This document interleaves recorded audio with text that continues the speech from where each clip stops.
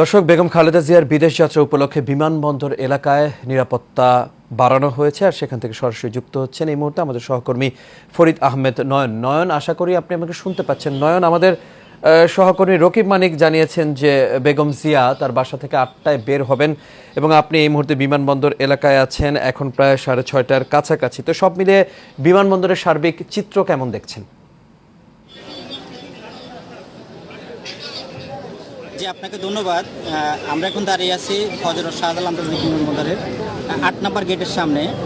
আপনারা দেখছেন অল্প কিছুক্ষণ অর্থাৎ ৮টা বাজে হযরত শাহজালাল আন্তর্জাতিক বিমানবন্দরে আমাদের আপসী নেত্রী বেগম খালেদা জিয়া আসবেন এবং 9টা বাজে আনুষ্ঠানিক ইমিগ্রেশন সেরে তিনি 10টায় কাতারের এয়ার অ্যাম্বুলেন্সে করে তিনি লন্ডনে যাবেন।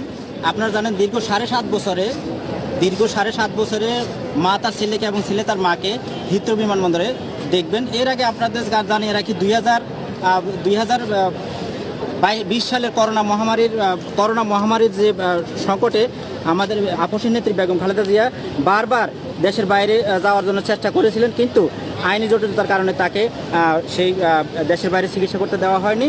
এইবার 5ই আগস্টের স্বৈরশাসক শেখ হাসিনা সরকারের পতনের পর সেই আইনি জটিলতা অনেক কাটিয়ে গিয়েছে বলে আমরা এখন প্রধানমন্ত্রী আপসী নেত্রী বেগম খালেদা জিয়া আর কোনো সংকট রইল না।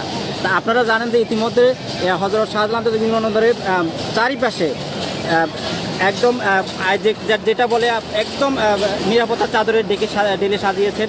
এখানে নিরাপত্তার সকল বাহিনী আমরা ইতিমধ্যে দেখতে পেয়েছি। অল্প কিছুক্ষণ এখন যে 6:30 বাজে আপনারা জানেন 8টার ভিতরেই তিনি তার নিজ কার্যালয় থেকে রওনা দেবেন এবং 8:30 থেকে 9টার ভিতরে তিনি এই ইমিগ্রেশন ক্রস করে 10টায় তিনি এয়ার অ্যাম্বুলেন্সে করে তিনি হিথ্রো বিমানবন্দরে তারেক রহমান বিএনপির ভাইস চেয়ারম্যান জনাব তারেক রহমানের সাথে তার সন্তানের সাথে দেখা হবে এবং সেখানে উন্নত চিকিৎসার জন্য তিনি যাবেন। নয়ন, আমরা বুঝতে পেরেছি, আপনাকে অসংখ্য ধন্যবাদ। দর্শক, বিমানবন্দর এলাকা থেকে আমাদের সঙ্গে যুক্ত হয়েছিলেন নয়ন। তিনি খালেদা জিয়ার যে লন্ডন সফর সেটি নিয়ে সর্বশেষ খবর আমাদের জানাচ্ছিলেন।